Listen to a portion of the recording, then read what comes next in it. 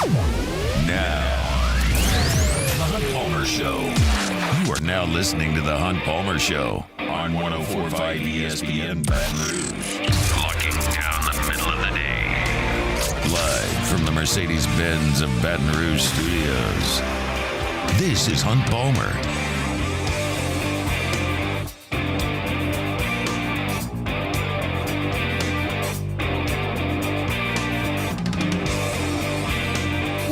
Welcome in. Hunt Palmer coming to you with Mercedes-Benz at Baton Rouge studio downtown in the capital city on this Wednesday, about half the work week in the rearview mirror. Thanks for hanging out with us here on 104.5 ESPN Baton Rouge. Got Jacob Beck and Cassie Spazzali back there on the ones and twos. And we got, as you might expect, plenty to get to over the next 2 hours. It's a What If Wednesday. Got a lot of those from Twitter this morning when I kind of threw that fishing rod out and reeled in a few that are pretty good. So we'll get to some of those coming up at the bottom of the hour. Got some Saints to talk about as well.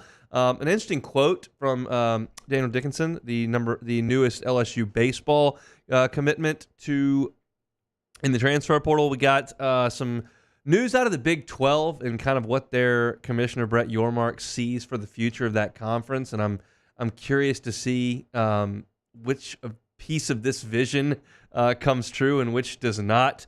And then we've got some NFC South things to get to in the bottom of the second hour as well. So plenty to get to, and we're fired up that you're here with us. We'll start with some LSU stuff here today. And I will admit this is probably a summer segment because there's not a ton of like nuts and bolts substance to it. But it's just something I'm picking up on the internet. And I feel like this is as good a time as any to kind of get to it. And I'd imagine that most of you who are listening or watching on YouTube or digesting this via podcast or however you may be accessing us are on the internet to a certain degree, some more than others, and I'm probably one that's more than others. And I'm talking about recruiting specifically with defensive backs in this cycle. And we understand that LSU got a commitment from Jabari Antoine from right down the road in New Iberia, where Corey Raymond is from, and he decommitted. And we understand that he's taken a couple of visits, and he's set a new commitment date. That's going to happen on July 20th. It's Florida State, it's Miami, it's LSU, and we don't know what's going to happen there. But it feels like, based on the timeline, that it might not look great for LSU at this commitment date. That's not signing day, but it is this commitment date. So maybe the top in-state defensive back doesn't come to LSU. And we know that DJ Pickett has very much been on LSU's radar as the number one corner in the country by most services. He's been to LSU a handful of times. He's actually given a quote recently talking about Corey Raymond that said, "Me and Coach Raymond, our relationship is like none other." But he's down to LSU, Oregon, and Miami. And he's been to Oregon a lot of times. He's got family connections down on South Beach. And there's a chance that LSU doesn't get DJ Pickett either. So let's just play the hypothetical game. I'll come back and let you know if they get DJ Pickett and Jabari Antoine or either one.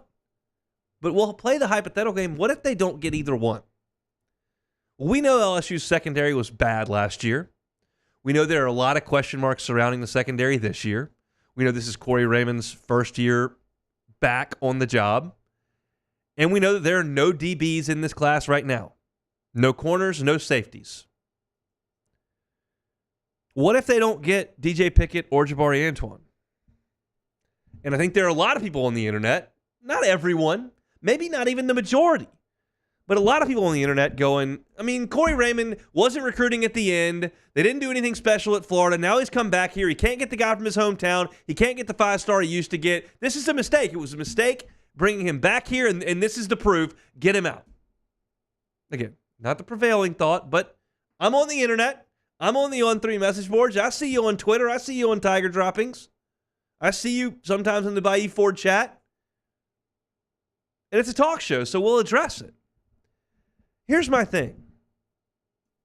When I see a player of DJ Pickett's caliber say, our relationship is like none other, what else is Corey Raymond supposed to do?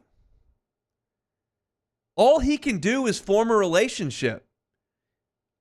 And he can do that with visits and phone calls and text messages.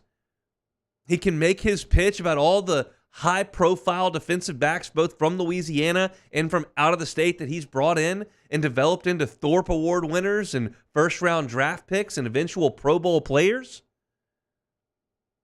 What else is he supposed to do? He can't lock him in the back of his trunk, wait till signing day, jam the paper down his throat, and throw him in a dorm room. NIL is going to play a big factor here. And I got news for you. The position coaches don't make a lot of NIL calls. They can express how much X player means to the class, what their plan is for this player, and how important it is to reel that person in. And perhaps at that point, the head coach, the collective, whoever's making those decisions, I don't even know. But I feel pretty confident that Bo Davis and Brad Davis and Corey Raymond and Joe Sloan aren't dragging boosters down the hallway and forcing them to sign checks. And nobody in Eugene, Oregon is forcing Phil Knight to do anything. Phil Knight is 86 years old.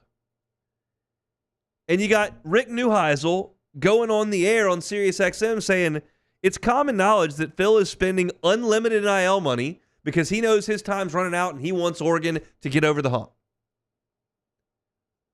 I got a hard time calling Corey Raymond to the carpet if DJ Pickett ends up at Oregon.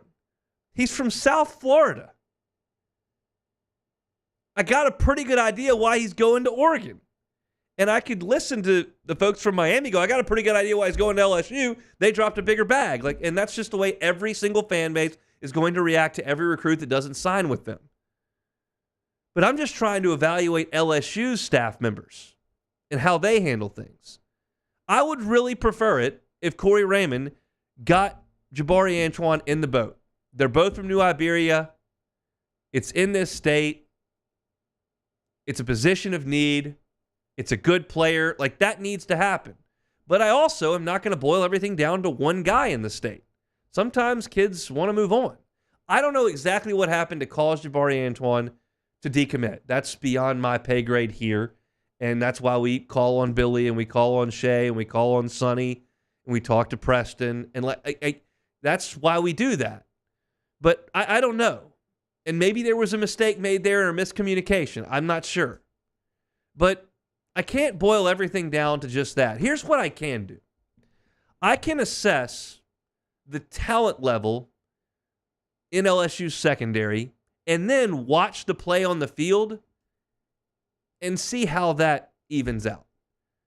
Basically, what I'm telling you is I need my position coaches to be hard workers. I need my position coaches to be technicians. I need my position coaches to be teachers and developers. And they've got to have a recruiting edge. But if you're going to lose out on some guys because LSU can't quite drop as much money as the next team, that's not going to be the first thing I run you out of town for. Development has to happen. And Corey Raymond has a strong, strong history of developing cornerbacks, both elite level guys that came in highly regarded and some 3 and 4 stars that came in that weren't the highest profile players in their class that became great players on the field. If LSU is consistently blowing assignments left and right, never making a play on the football with their defensive backs like we saw last year, well, some of that is going to be on Corey Raymond. If Jabari Antoine doesn't come to LSU, I'm not going to love that. But I'm going to need more information than to just run Corey Raymond out of town. And I'll tell you this. If DJ Pickett drops a quote that says, me and Coach Raymond, our relationship is like no other, and then he goes to Oregon, I'm not blaming that on Corey Raymond at all because that's all he can do. I may be overreacting here to a small subset of people who were unhappy that Corey Raymond left LSU for Florida, determined after that LSU's defensive back play was deteriorating and he wasn't any good anyway, and then couldn't go back on that statement because they had already made it. So now they're just going to go, well, he's not good anyway. We shouldn't have had him back. I don't believe that.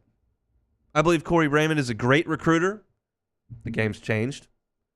I believe Corey Raymond has developed great defensive backs in this state, in this uniform. And I believe he's going to do that moving forward.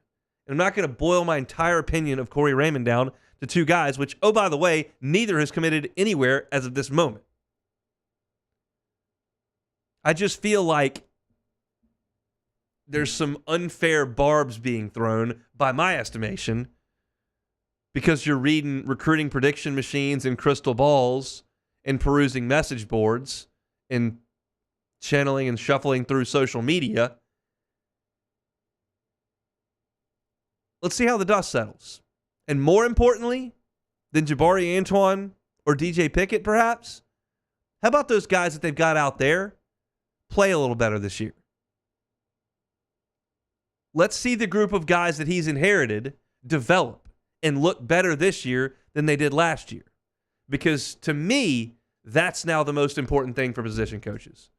Head coach has got a lot of roles, and he's got to hire coaches and deal with the boosters and probably handle what NIL money is diverted where, handle the media, make game day decisions.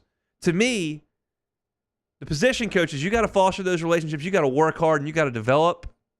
But you've got to handle what goes on the field right now and let the NIL dollars in recruiting take care of themselves, because that's just over their head. So I'm not going to bash Corey Raymond for that as we sit here right now. We'll see how it goes. DJ Pickett going to commit here later on this summer. Jabari Antoine set his date for July 20th. I'll tell you this, if both those guys get in the boat, that's going to be a really good deal for LSU. You get one, I'll feel pretty good about it. You get neither, yeah, that's not good. And you've got to go get somebody in this class that's up to your standard. Kind of getting later, early, as we've entered this new era of signing in December instead of February. A lot of players trying to get their name where it's going to go by the end of the summer. But you got to make it happen, because having a class that comes in with no safeties and no corners, not an option.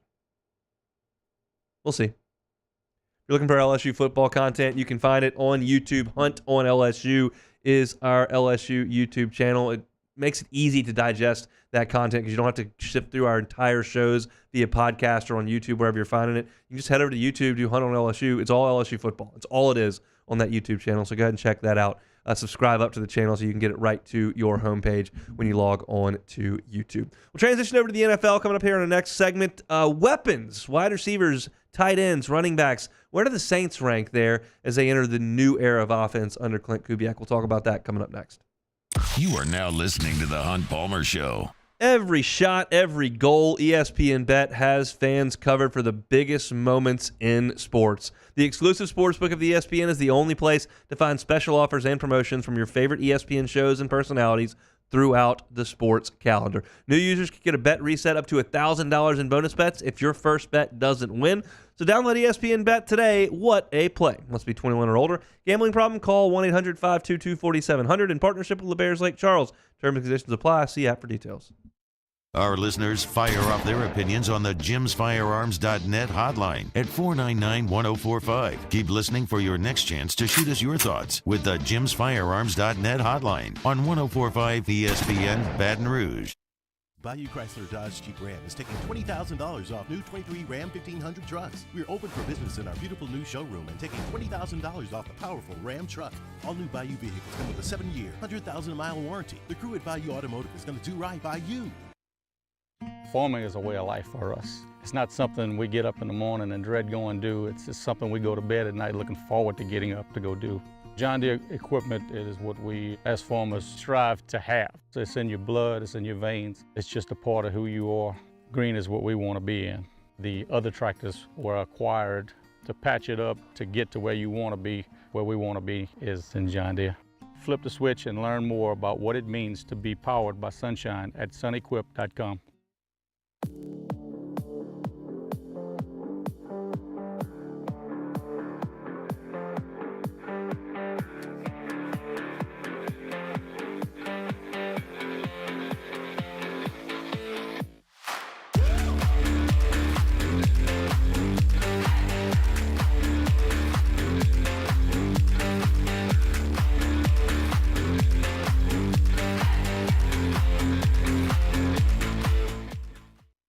Hey, it's Matt Moscona. For years, you've heard me tell you about Insurance Network of Louisiana. helping you find better coverage for less money. But it's not just for your home and auto. They also offer commercial property. So, retail stores, professional offices like doctors, dentists, attorneys, clothing boutiques, Insurance Network of Louisiana can find you better coverage for less money. They service the entire state of Louisiana, and they're local. So call today at 293-0450 or lainsurance.net.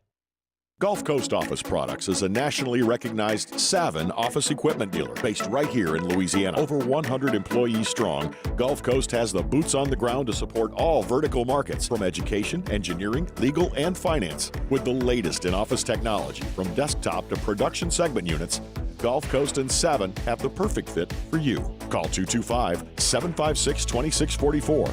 That's 756-2644 for Gulf Coast Office Products. I've been doing business with Luba for 25 years. They're dependable, trustworthy. It's just the attention to detail with our clients. Our folks have years and years of experience. They're highly trained professionals, but many companies have that asset. What I'd like to think makes Luba a bit different is that we use those talents in a way that truly is dedicated to serving the needs of the folks who depend on us.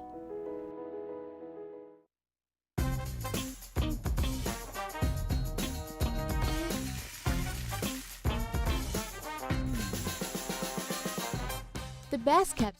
Charles Sandegroup, join us for the Thursday edition of Live at Lunch. From the original walk-ons, Burbank at Nicholson, professional sports handicapper Randy McKay is with us, as well as Dwayne Colucci from Las Vegas. Live at Lunch, 11 a.m. Thursday on 104.5 ESPN Baton Rouge.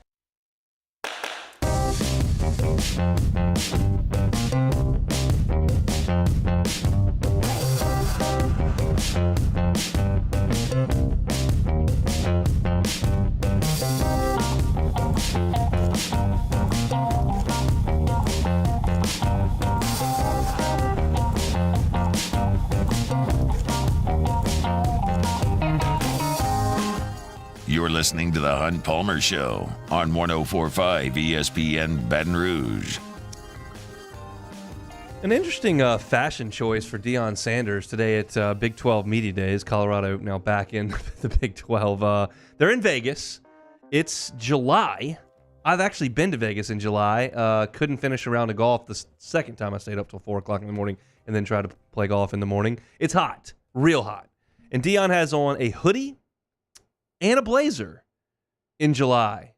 It's called fashion, Vegas. Hunt. I'm just saying maybe go with a T-shirt and a blazer instead of the hoodie. No, it makes no sense. You're right. It's a lot. But, you know, he's Prime, so let Prime do what Prime does. He's also wearing a diamond-studded whistle around his neck, which I guess is emblematic of the coach with the fashion. Have you ever worn a diamond-plated whistle around your neck? I can't say that I've ever seen one before, but I guess it makes sense that he has one. You're not Coach Prime. I'm not. That is what it is. All right. Let's talk about the New Orleans Saints. Bill Barnwell got a story up on ESPN, and it's ranking NFL offenses in terms of just their offensive playmakers. So you take the offensive line out, you take the quarterback out. You've got tight end, you've got running back, you've got wide receiver, and what does that look like for all 32 teams in the National Football League? And I remember our discussion around this time last year where you've brought Derek Carr in. The thought was, okay, you've got an offensive line that you've invested very, very heavily in the NFL draft. Ramczyk was an early round pick, still playing at a high level at this time last year. McCoy, Ruiz, very early drafted players. Trevor Penning, very early drafted player. We didn't have another year of sample size with him and hadn't gotten into training camp or it didn't look great. But you look at the offensive line and you go, okay, that's an offensive line that they've invested very, very heavily in. You're looking at a quarterback that they've brought in who's a veteran in the league, who's had some big number seasons, not necessarily playoff success, but he's thrown for a lot of yards. And look, you got Michael Thomas, healthy. I mean, keep in mind, at this point last year, there was a real thought Michael Thomas could be a star again. And when you got into training camp in August, the reports were fantastic about Michael Thomas.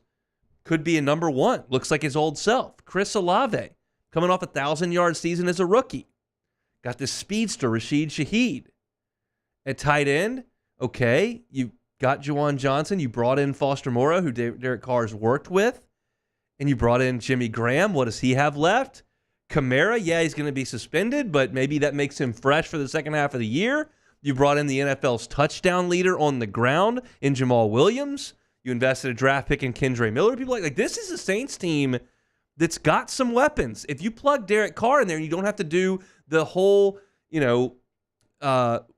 musical chairs at quarterback with Andy Dalton and Jameis Winston and Taysom Hill, and you just bring in Carr, not to mention Taysom Hill, as a playmaker, like this is a team that's got some playmakers. And the offense didn't play well. Now, how much was that offensive line was terrible? How much of it Carr got hurt and was it good? How much was Kendre Miller's injuries and Michael Thomas flaming out? But look, it was not an explosive offense. So now a lot of those same cast of characters are back with the Saints, but the tone has changed 360 days later. Last year, they were ranked 14th by ESPN in terms of playmakers, middle of the pack in the league, and I think that's pretty fair. They got them 25th this time around. And we talked about this a couple of weeks ago where ESPN didn't love the Saints wide receiver group, and I was going, yeah, Olave, maybe not the number one that some of these guys are. I'm not going to confuse him with Jefferson and Chase. I'm not going to confuse him with Amon-Ra St. Brown. There are guys in the NFL that are better number one options than Chris Olave with the Saints. And then you look at your number two, and there are some number twos that we cycle through, and you're like, yeah, maybe not. Maybe Rashid Shaheed, although he's fast and he makes really big plays, maybe he's not on level with those guys at number two. And then number three, like, what is A.T. Perry? I don't know. And then you kind of start going down the list. Okay, I get that they could be down towards the bottom of the list, even though it doesn't feel like a huge weakness for the Saints. And now you look at running back. And what do we think about Kamara? And look, in this ESPN piece, they write that Alvin Kamara hasn't been an efficient runner since Drew Brees retired. He's averaged 3.9 yards per carry, and that's not great. It's not atrocious, but it's not great. And then there's a stat that I couldn't explicitly tell you how this is calculated, but I got a reasonable feel for it. Minus 277 yards over expectation during that stretch. It just tells me, like, he's not making big plays. He's basically only getting what's blocked, and sometimes maybe less than that if he's trying to tap dance behind a bad offensive line. And then you got Jamal Williams, who at this time last year was the reigning NFL rushing touchdowns leader, who last year had to get a charity touchdown at the end of the game to piss off Arthur Smith. Like, he didn't do anything last year. And this time last year, you had a mid-round draft pick in Kendre Miller, who you were excited about, who was very productive at TCU, who got hurt and didn't really help at all. So you can't help but feel a little bit worse about what those two guys are. And I don't think anybody would suggest that the Saints have any game breakers at tight end, specifically with Juwan Johnson hurt and out for a significant amount of training camp, if not all of it, and maybe into the regular season. Foster Moreau is big dude who might catch some passes. Taysom Hill is what he is.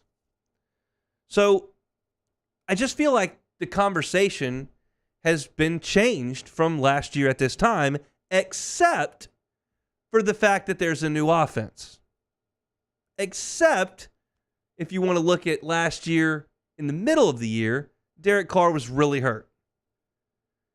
And if you want to cling to, well, look, we got a new coordinator who's going to actually put some guys in motion for a change. We've got a coordinator who's going to mix some things up. We've got a coordinator who expertly used Christian McCaffrey in the passing game last year and has a similar type player in this offense in Alvin Kamara. You got a healthy Kendre Miller. And maybe this is going to be a better group. We've got a new guy on the offensive line who wasn't there last year. Tali Esefuwanga, he's going to solidify one of those spots that was a revolving door of veterans off the street last year. I'll listen to that. I don't think it's completely outrageous, but I also think that they've got on offense are probably closer to this ranking of 25 than they are 10 or 11. And last year they were 14.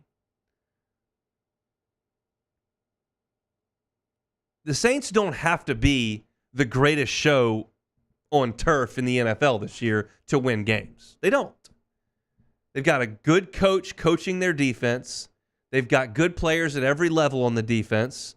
And they fielded a quality defense. They weren't dominating last year, but they were quality. And as you taper off a few more years going back, they are drifting out of dominant, but you still expect them to be pretty good on defense. They don't have to score a bajillion. You don't have to look like the Dolphins. But you've got to be better than you were last year. And if you're the number 25 offense in the NFL, you're not going to do very much this year. But maybe you only have to be the 13th or 14th best offense in the NFL. And maybe that's possible with the new guy mixing some things up and a healthy quarterback and Kendre Miller getting more into the fold and Alvin Kamara being used more properly and a third receiver emerging that we're not talking about right now as a credible threat. It's not the most sunshine and rainbow conversation we've ever had, but that's kind of the general tenor around the Saints organization right now. And it feels a lot different than it did last year. I said last year, at a little bit later than this, in the middle of training camp, I said, look, if you're a Saints fan, you should feel pretty good about this. Because of the division, because of the quarterback that's going to be better, I think things will be okay, and you've got a real chance to win the division. I don't feel like that today, but I still hold out hope. This is not Carolina. There are some teams in worse shape that have no shot. I wouldn't go as far as to say the Saints have no shot. I just feel like you're starting to see all of these unbiased, I'll use that, objective analysis of the NFL, and you continue to see the Saints in the mid to low 20s. And that's it. It looks like a duck and quacks like a duck. Might be a duck. But hold out hope that some of those things can get better with a new guy coming in and calling the shots. If you want to read that story in its entirety, it's at ESPN.com, part of the Insider Package. Saints right there at number. Let's see where the rest of the South is, by the way, as we kind of look through this. The Saints in front of the Panthers, who are at 28. The Saints come in at 25, as I mentioned. I would imagine Atlanta is pretty good on this list, and we'll see what they think about Mike Evans and crew in Tampa Bay. But we're inside the top 15 as I scroll right now. Tampa's right there at number 13. And look, the Falcons, God love them, they're down there at number 10. They've got some guys that you could be excited about. Bijan Robinson, Drake London, Kyle Pitts. I just don't know what they're going to be. I would feel like with Kirk Cousins they should be fine, but I've got a feeling they're going to Atlanta it somehow, and that would not put them in the top 10 offenses in the NFL. All right, if you're looking for our Saints content, you can find it on YouTube, Hunt on Saints. Subscribe up to the channel, get all your Saints content year-round as we churn it out each and every day. When we come back, it's What If Wednesday on The Hunt Palmer Show. You are now listening to The Hunt Palmer Show. Audio Video Security Solutions, avssla.com is the website. Check them out on Instagram. I always invite you to do this because it's a great avenue to understand some of the things they can handle for you at Audio Video Security Solutions. It's AVSS_BR on Instagram. I remind you, they were the People's Choice Award for the best vendor at the Parade of Homes. Their work is fantastic. They are a wonderful, locally owned company. Your customer service experience is going to be fantastic with the folks at Audio Video Security Solutions. We actually had an internet issue yesterday in our house, and my wife just picked up the phone and called Mitchell. Well, Mitchell's coming over this afternoon, and he's going to take a look at it and see what the issue is because we can't watch TV, and now we got a kid who wants to watch monster trucks. If there's no monster trucks, we got a big problem in the Palmer house. Mitchell's going to come over and fix it when we get home from work, and we called his cell like you can, 225-439-7920. Again, it's 225-439-7920. Look, if that's the kind of customer service experience that you're looking for with your audio, with your video, with your security system, get the owner of the company on his cell phone right there, and he's coming the next day. I would highly suggest you work with Audio Video Security Solutions like we have in the Palmer House. Check them out online, avssla.com, on Instagram, avss_BR. It's Audio Video Security Solutions. In times of need, get a full list of phone numbers, websites, and other important emergency information on the Demco Stormwatch page at 1045ESPN.com.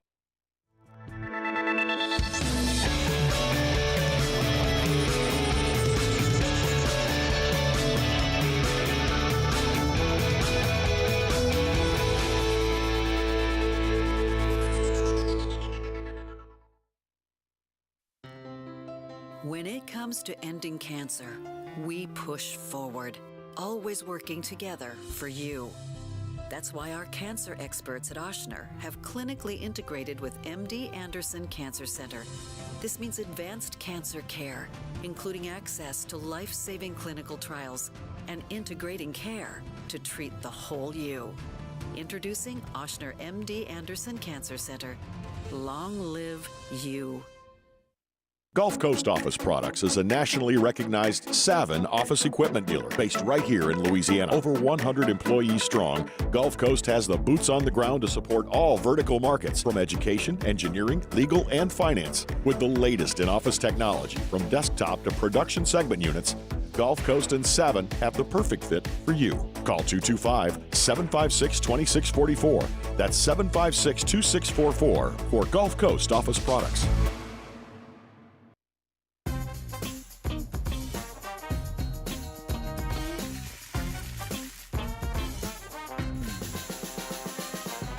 The best kept secret in town is out. Discover Tallulah at the Renaissance Hotel on Bluebonnet. Elevate brand visibility, ignite customer engagement with the power of radio and digital advertising combined. Guarantee Digital Media brings the two together as a trusted media partner in Louisiana for nearly a century. Claim your free digital audit at guaranteemedia.com. Bayou Ford has $10,000 off F-150. $10,000 off the new 2024 Ford F-150. And all new Bayou Ford vehicles come with a 7-year, 100,000-mile warranty. The crew at Bayou Ford is going to do right by you. Farming is a way of life for us. It's not something we get up in the morning and dread going do. It's just something we go to bed at night looking forward to getting up to go do. John Deere equipment is what we as farmers strive to have. So it's in your blood, it's in your veins. It's just a part of who you are. Green is what we want to be in. The other tractors were acquired to patch it up to get to where you want to be. Where we want to be is in John Deere. Flip the switch and learn more about what it means to be powered by sunshine at sunequip.com. Jerry and Benny Payne began Central Plumbing Company out of their driveway in Tanglewood subdivision. 50 years later and 4 generations down the road, we continue to serve Baton Rouge and the surrounding areas for all of their plumbing needs.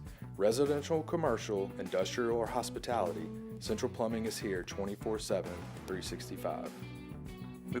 Moscona inviting you to join us for Wednesday's Hump Day AFR, presented by Pluckers. We'll check in on the USC Trojans, and Joe Doyle gives us a national perspective on the LSU baseball transfer portal class. Join us 3 to 6, 104.5 ESPN Baton Rouge.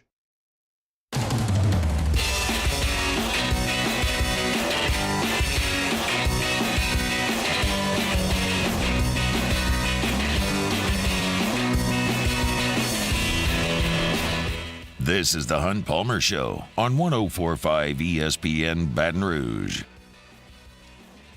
You just heard Matt there on the tease here, if you're listening locally on 104.5 ESPN Baton Rouge, talking about AFR today, and they'll have Joe Doyle on talking about LSU's transfer class. And one of the guys in that class is Daniel Dickinson, who they reeled in yesterday from Utah Valley. And there's a quote that he gave to a reporter up in Cape Cod. I guess it's supposed to be on Cape Cod. You're on Long Island, on Cape Cod. On South Beach. Those are the ons in U.S. geography. He gave a great quote yesterday that we're going to get to in the next segment, but it's the bottom of the hour on Wednesday. That means it's time for What If Wednesday. Time, space, reality. It's more than a linear path. Where a single choice can branch out into infinite realities. Follow me and ponder the question, what if? Alrighty, first one here. What if LSU played Harold Perkins at running back? I almost said right back because I'm thinking about soccer. Don't. He'd probably get it right back. He'd probably be really good at right back too. He actually would be. Harold Perkins at running back for the full season. I think he'd be really good. I think he'd be an awesome running back. I've said this a bunch of times, but there was I don't remember who it was, but when they were following his recruitment, and it was back and forth between A&M and LSU. Somebody said he's the best running back in the state of Texas as well, and that's a bold statement. They churn out some pretty good running backs in the Lone Star State. So, yeah, I think he would be great at it. I don't have anything to back that up other than his high school talent. I will tell you this. He's got a couple of interceptions in his time at LSU. He had one against Missouri last year, but he also had one. It was a former LSU quarterback that threw it to him. Was that Auburn? Was it TJ Finley that flipped it over to him, and he caught it on the sideline and got going the other way? I really hope it's a kind of a slim chance, but I really hope he gets a tipped ball interception or something this year and gets into the open field so we can watch that. Because he's really fun to watch come off the edge and make ridiculous plays and pass rush and whatnot. But I'd really like to see him get the ball in the open field. The only way we're going to see that is if he makes a play in space on an interception. I'm pulling for that this year because I want him to turn into that running back. All right, next one here. What if Brian Kelly never leaves Notre Dame for LSU? Who ends up becoming the coach, and does that impact college football? I'm not really sure the open-ender there, but... Yeah, I mean, if he doesn't leave, you know the names that were being tossed about. It appears Lincoln Riley was never in the discussion. It appears Lincoln Riley was using LSU as a smokescreen, like LSU was using Lincoln Riley as a smokescreen, and they both went their separate ways and made things happen. I know that Mel Tucker was a name that got talked about a good bit. I can't see Scott Woodward hiring Mel Tucker as the coach. That's just not really out of his playbook. And I don't think Lane Kiffin was going to be an option. Billy Napier had already taken the Florida job, and that was kind of a lot of the collection of guys that you were talking about. Like, I'm just not exactly sure where Scott Woodward would have gone. I don't know what the conversations were like with Jimbo Fisher. It didn't feel like that was going to happen again. So I don't have a great answer. Like, I certainly don't have. I feel like he would have continued his run of very good football at Notre Dame, and I think in an era of the 12-team playoff that Notre Dame would have been a consistent playoff threat under Brian Kelly, because I feel like they were usually a 1, 2, or 3 loss team under him outside of 1 year. So he would have been a consistent playoff threat in this day and age at Notre Dame. I just feel like he thought that he had a better chance to field better teams here that had a real chance to win a national championship, to compete with the Alabamas and eventually what became of Georgia and, of course, Ohio State. So I don't have a name for you. I rattled off the ones that I remember being mentioned at that time, but I don't have a great solution as to who Scott Woodward would have gone to next. I feel like it would be pretty easy for Notre Dame now that the playoff has expanded to 12 teams. I think at this point, as long as Notre Dame goes, obviously going to defeat, they're in, but even if they lose one game, maybe two, they probably still have a good chance of making it. So it's almost like, I wonder who has the easier path to the playoff every year. I would guess it would be Notre Dame, just as opposed to LSU. Yeah, I think in his mind, I mean, of course, the $100 million helps. I'm not going to minimize that in any way. But I think in his mind, even if it's a more difficult road, he feels he can assemble a better team. And at that point, coach it to where it needs to go. And I think that gives you the best chance to win the whole thing. It doesn't do you any good if you're Notre Dame and you can't beat Georgia. You can field a better team here that can beat Georgia at LSU. All right, next one here. What if LSU baseball fails to make a super regional next season? I mean, that's never going to be the standard at LSU. Jay Johnson's well aware of that. Every season that doesn't end in Omaha or with a national championship is disappointing in its own way. It's, this year they didn't get to a super, and I don't think it was because they didn't play well enough in the regional. I thought it was because they put themselves in a situation where in the regional they had to play one of the best 5 or 6 teams in the country. You avoid that if you play better in the first 5 weeks of SEC play. And that's the more disappointing thing to me, that you can't win a single game in Knoxville. You can't win a single game in Fayetteville. You can't finish the sweep against a bad Auburn team or at a bad Missouri team. You can't finish the deal in a game against Florida, a rubber match against Vanderbilt. Like, it's hard to encapsulate a season that I can't watch, to just say, oh, they didn't make the super. Like, well, why?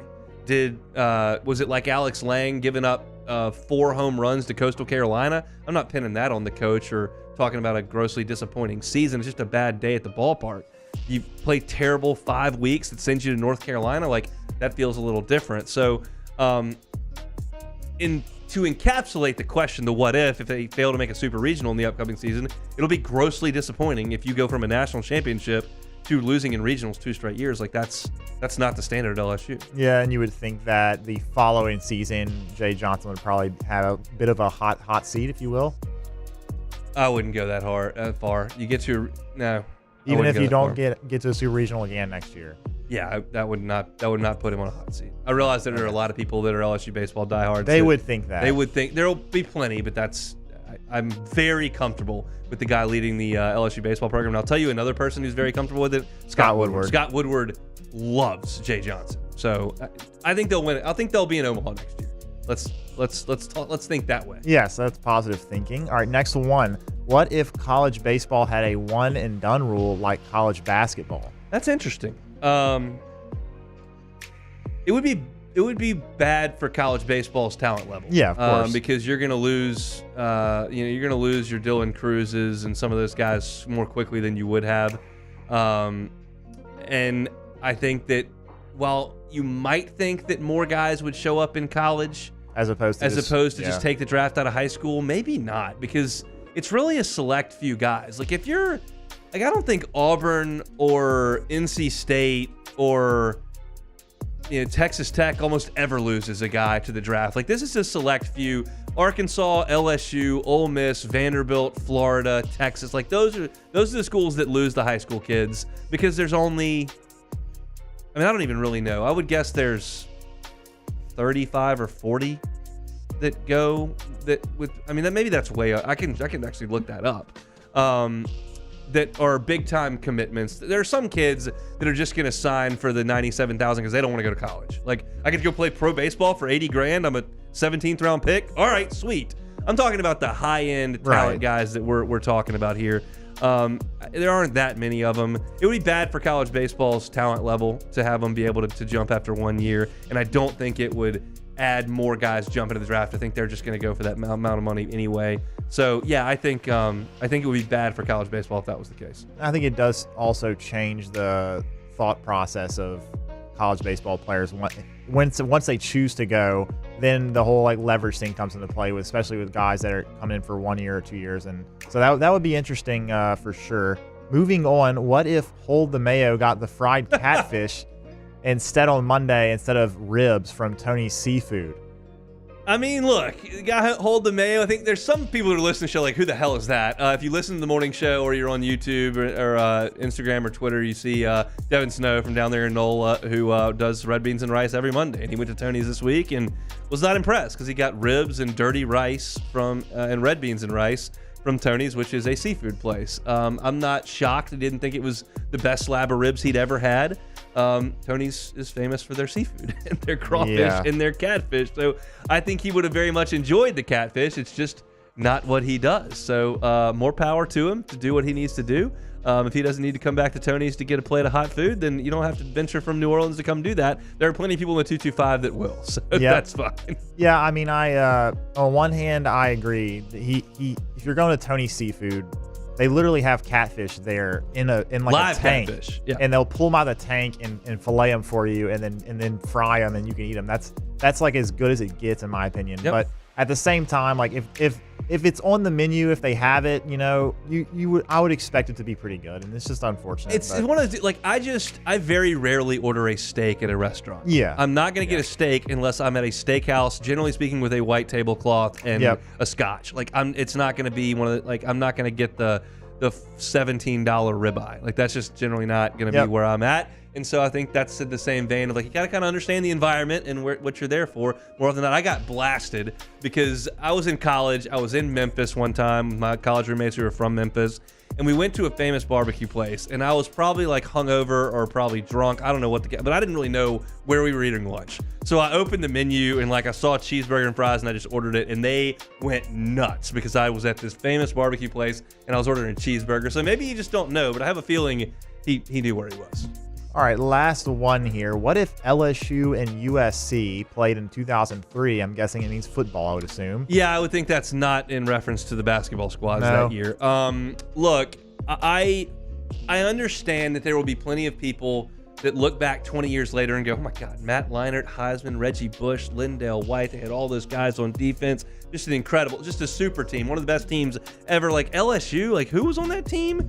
Who's Justin Matt Mauck? He's a dentist. And I realize that people will say that now looking back. I will tell you this, like, I believe LSU wins the game. That LSU team on defense played Georgia and David Green, who littered the SEC record books.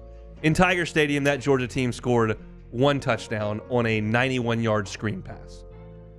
That LSU defense played Eli Manning and Ole Miss. Eli Manning, pretty good NFL quarterback. Better than Matt Leinart. And they played in Vaught Hemingway, and Matt Mauck spotted Ole Miss 7 points right out of the chute with a pick 6. And Eli Manning and Ole Miss managed to score 7 points the rest of the way. 7. They played David Green again in the Georgia Dome. Georgia scored 1 touchdown. You sensing a trend here? Georgia scored 1 touchdown in Tiger Stadium. Ole Miss scored 1 touchdown in Vaught Hemingway. Georgia scored 1 touchdown in the SEC championship game. And then you played Oklahoma, who everybody thought was the greatest offense anyone had ever seen. You're looking at a team that had Jason White, who won the Heisman Trophy, and Kewan Jones, and they were fantastic on offense. And they scored basically 1 touchdown. LSU spotted them a short field with 1, and they were able to cash that one in. But basically, they scored 1 touchdown. I think USC would have scored 14 points, and LSU would have beat them.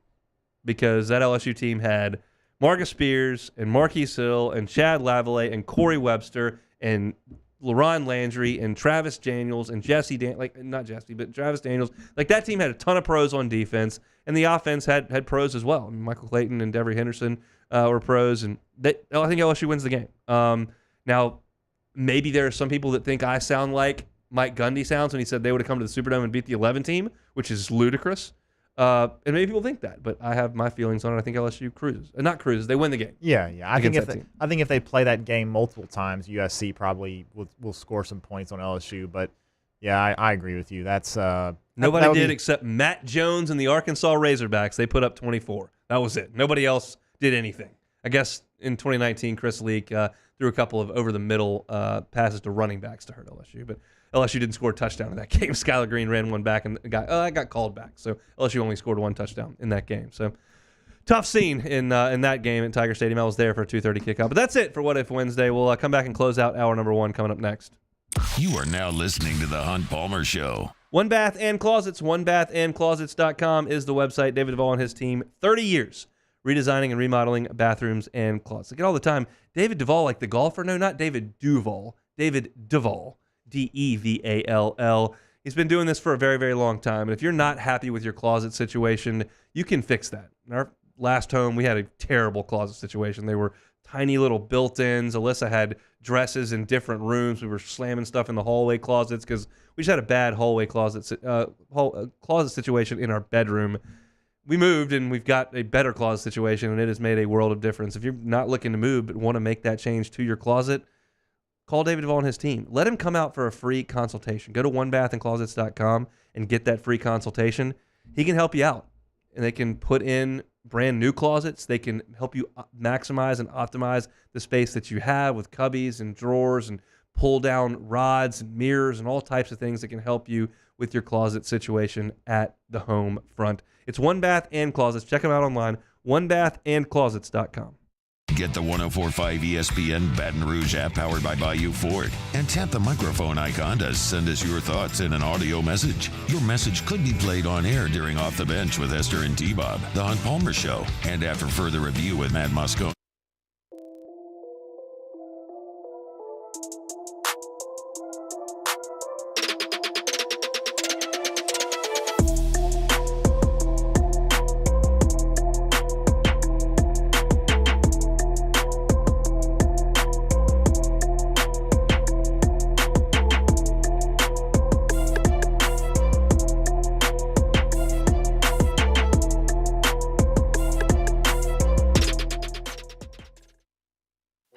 Teamed up to reimagine your parks, and you imagined big. With your help, we went to work, creating 12 beautiful community parks across the parish. A family-sized water park, miles and miles of trails, and parks just for your dogs. There are more places to splash, to explore, to run wild, and even soar. You imagined, we delivered. Gold. Brack, your #1 park system in the nation. Bayou Chrysler Dodge Jeep Ram is taking $20,000 off new 23 Ram 1500 trucks. We're open for business in our beautiful new showroom and taking $20,000 off the powerful Ram truck. All new Bayou vehicles come with a 7-year, 100,000-mile warranty. The crew at Bayou Automotive is going to do right by you. Electricity is all around us, and our families depend on it. Every day is sparked by the power of a cold drink or a warm meal, a movie night, and a comforting light at the end of a dark hallway. From sunrise to sunset, playtime to bedtime, our team is ready to take care of your electrical needs. Even in the case of an after-hours emergency, the light in your life shines brighter with Mr. Electric.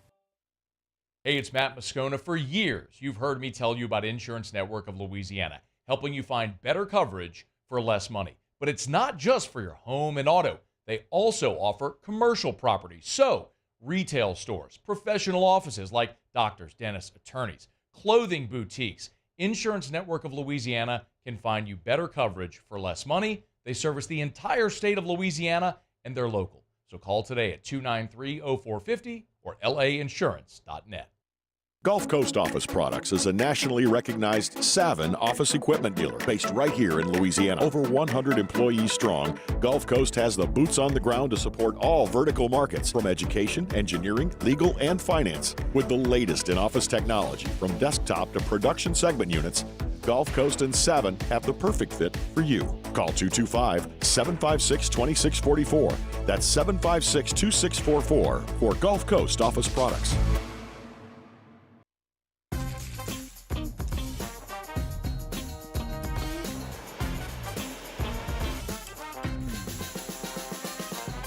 The best kept Charles Sandegroup, join us for the Thursday edition of Live at Lunch from the original Walk-Ons, Burbank at Nicholson. Professional sports handicapper Randy McKay is with us, as well as Dwayne Colucci from Las Vegas. Live at Lunch, 11 a.m. Thursday on 104.5 ESPN Baton Rouge.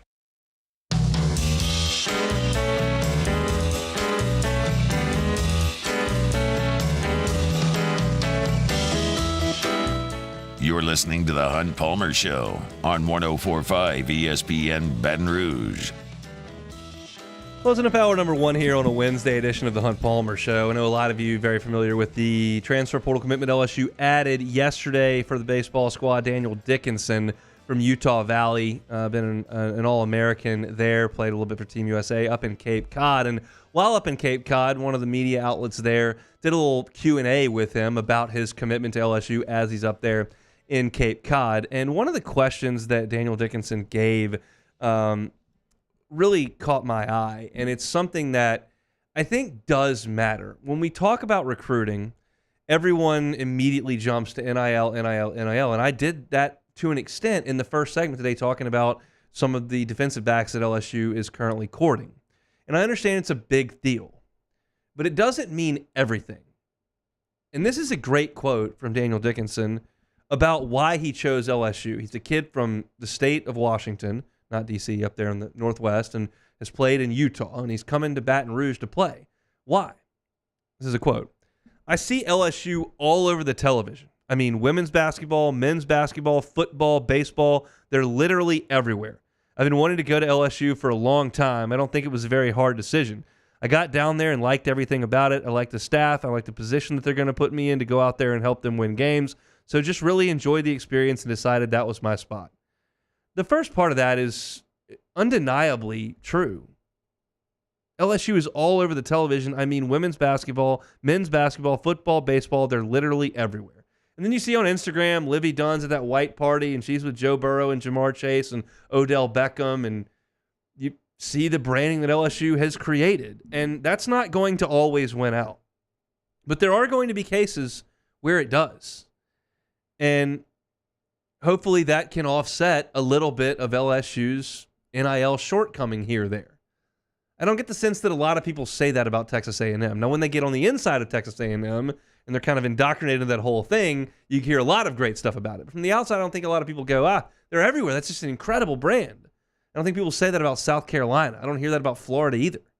But LSU does carry with it that, because you've won a women's basketball national championship, you've won a baseball national championship, you've got 2 Heisman winners in the very recent past. You've got all-pro receivers in Jets and Jamar Chase, and it does matter. Angel Reese is making waves all over the place.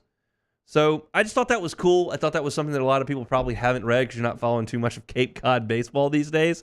But it's a cool quote from Daniel Dickinson, and I'm fired up, and I know the LSU baseball program is fired up that he'll be part of things coming up in the fall, and certainly as they get things started in February. I got more on baseball coming up in hour number 2. They announced the tournament they're going to be playing in coming up in February. Plus, we got some Saints that we'll get to, as well as some college football, especially in regards to the Big 12. We're going to step aside for some Sports Center and come back with the second hour, the Wednesday edition of the Hunt Palmer Show.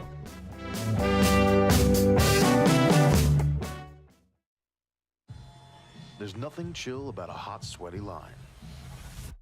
Unless you add Mountain Cold Refreshment. Coors Light. Choose chill. Bayou Ford has $10,000 off F-150. $10,000 off the new 2024 Ford F-150. And all new Bayou Ford vehicles come with a 7-year, 100,000-mile warranty. The crew at Bayou Ford is going to do right by you.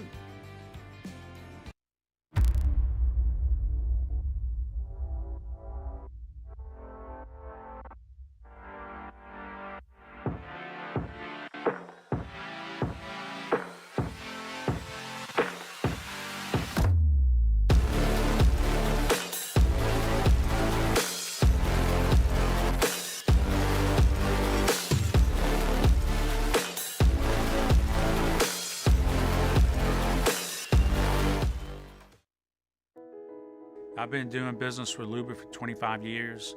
They're dependable, trustworthy. It's just the attention to detail with our clients.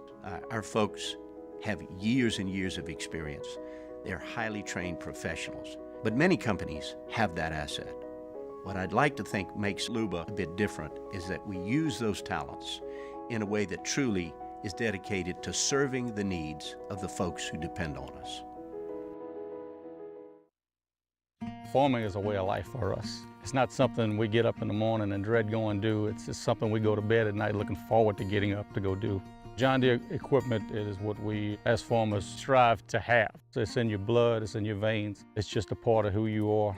Green is what we want to be in. The other tractors were acquired to patch it up to get to where you want to be. Where we want to be is in John Deere. Flip the switch and learn more about what it means to be powered by sunshine at sunequip.com. Jerry and Benny Payne began Central Plumbing Company out of their driveway in Tanglewood subdivision.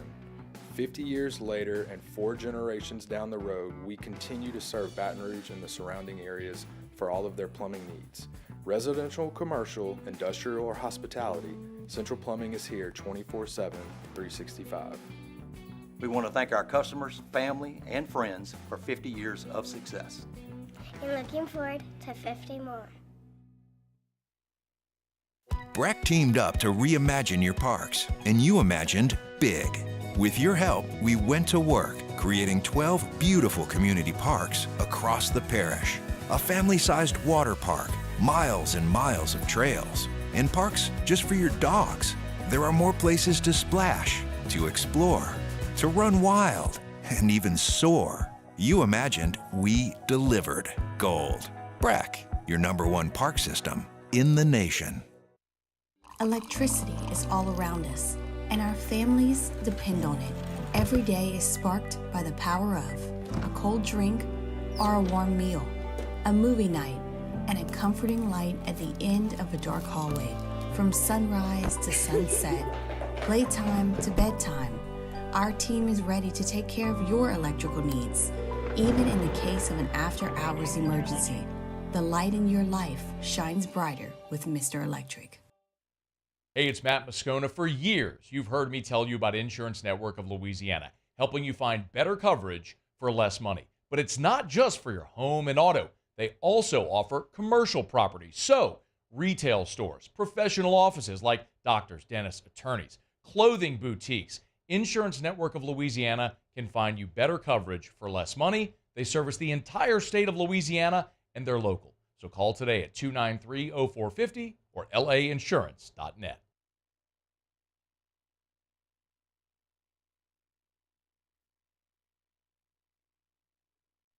This is SportsCenter.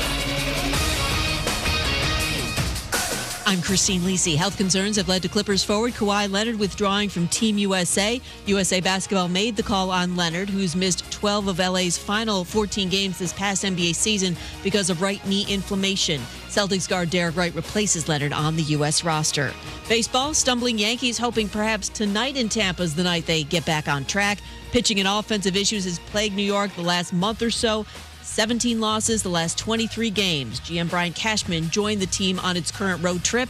ESPN MLB insider Buster Olney. There's no question that between now and the trade deadline, Brian Cashman, their general manager, might need to be the busiest person in baseball to fill in some of these holes, because as excellent as their start was, 50-22, they are in a free fall right now.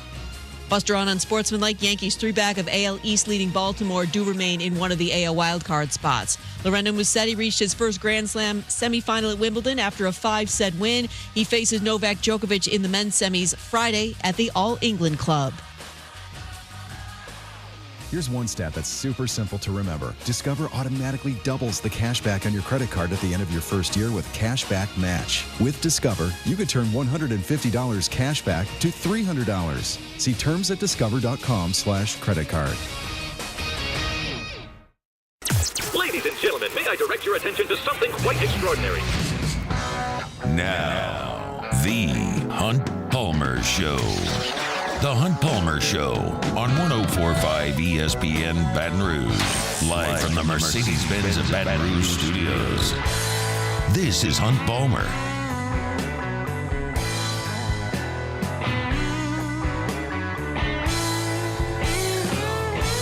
Hour number 2, Wednesday edition of the Hunt Palmer Show. That means we are working towards the weekend, half the work week in the rearview mirror. Appreciate you hanging out with us here on 104.5 ESPN Baton Rouge. Got 1 hour to go, and then we'll hand things off to Matt Moscona, and it's come to my attention that I don't have to rush out of this studio 55 minutes from now, because Matt's going to be in Lafayette coming to you for AFR from the 337. So maybe a little bit of a more graceful exit today, and if I leave my cup or my pen or one of my papers, as I generally do, it won't be that big a deal. I can just come right on back and grab it and not have to worry about disrupting an entire radio show. So looking forward to that. And Matt coming up AFR from Lafayette 1 hour from right now. Right now in Las Vegas, Big 12 Media Days is wrapping up, and I've taken a little bit of an interest in this because Brett Yormark is just a really intriguing figure in my eyes. We're talking about a guy who has been the Big 12 commissioner since August 1st of 2022, so almost right at 2 years. And he comes from a background that's not as a university president or an athletic director. He comes from a background in entertainment. He was at Palace Sports and Entertainment. He was at Cat Sports. He was at NASCAR. He was the CEO of Rock Nation, served as the CEO of Brooklyn Sports and Entertainments, where he oversaw the operations from a business perspective of the Brooklyn Nets. And he's at 57, still a relatively young man who's got a boatload of energy, and I would suggest a tinge of delusion, but still, he's interesting to me. And in an era where, you've got conferences that are really struggling to stay afloat, the Big 12 being one of them, he's jumped in and basically cannibalized the Pac-12 along with his partners in the Big 12, and he's got a lot of things to say. And so he got onto the podium today, and as Ross Dellinger writes in his piece, it kind of had the vibes of a WWE wrestler stalking the rings.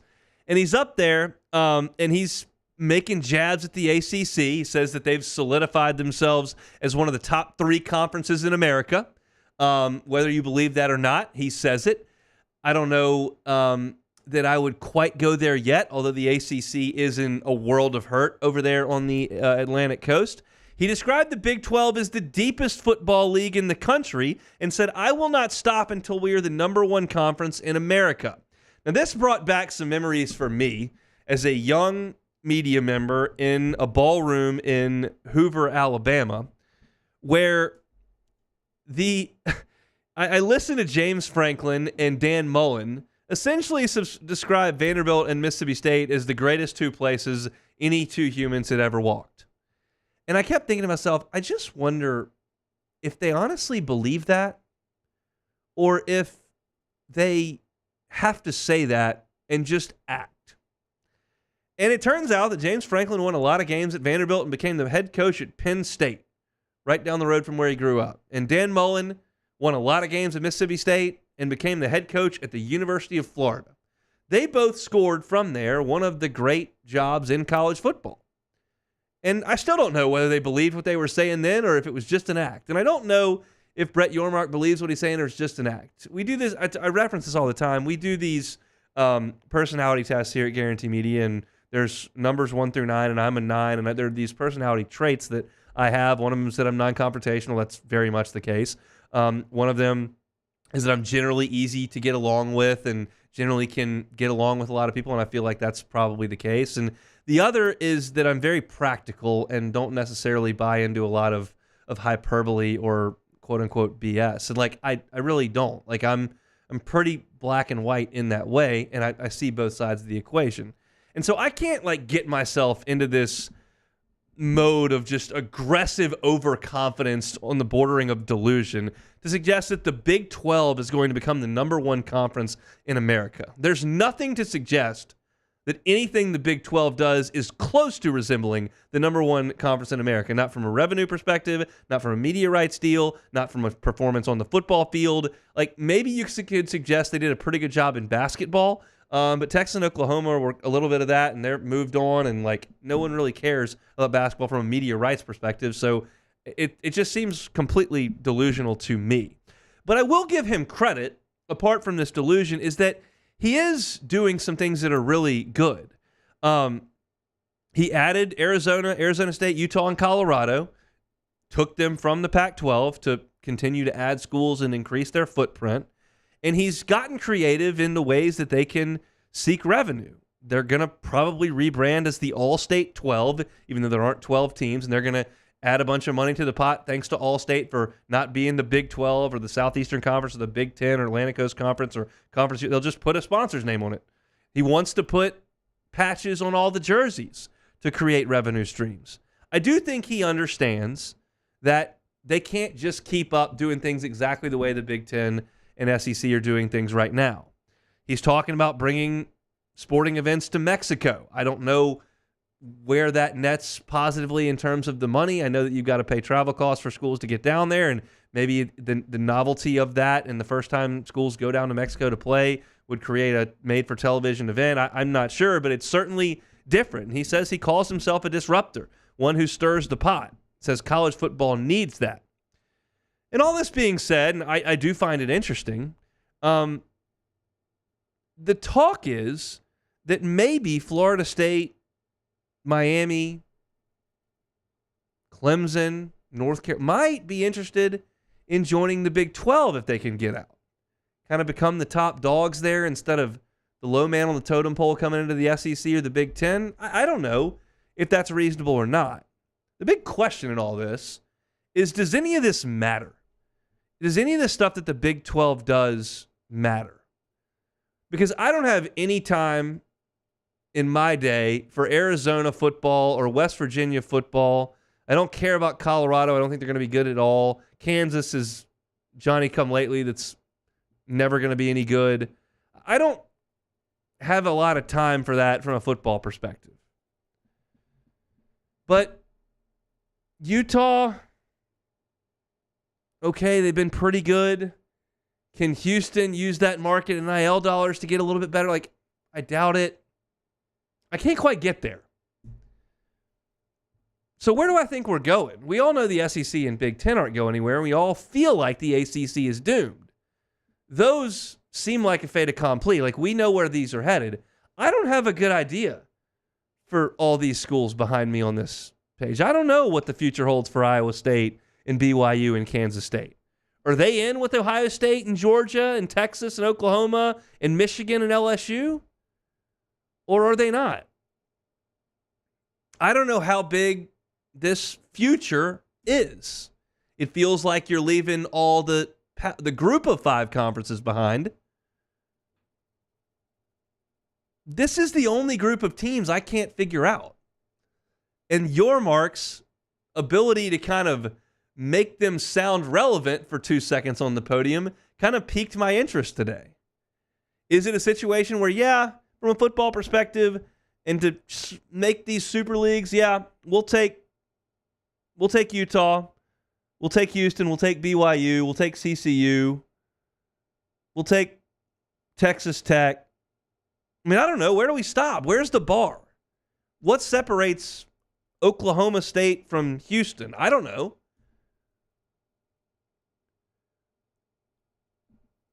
And you look at the future of college football and what it looks like, we feel like it's going to be 2 super leagues.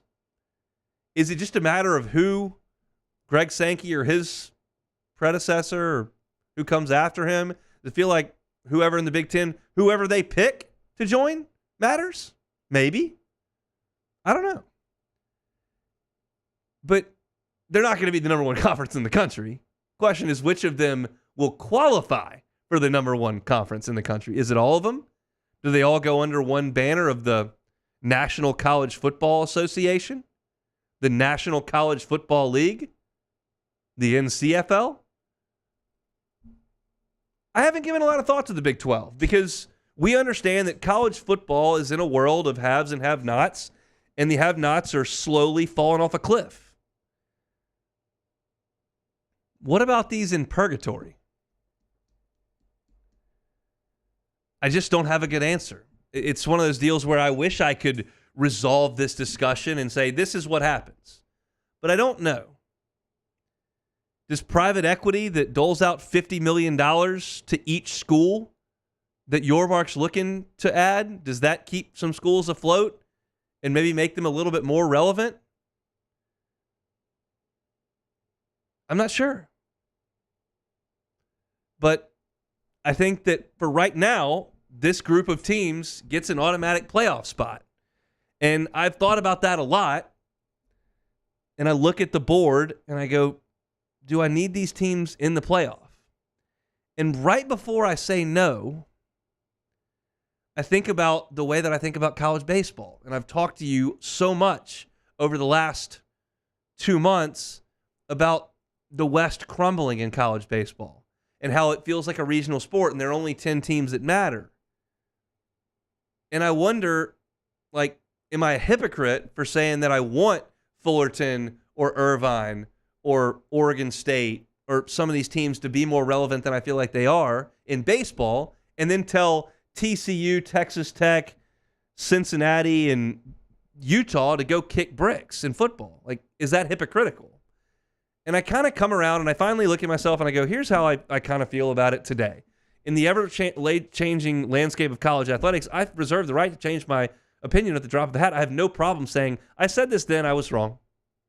I remember I did that with Aaron Nola and Paul Skeens. I did a whole segment saying that I thought Aaron Nola was a better pitcher when they were in early May, and by the end of it, I said that was really stupid, and I feel very differently now.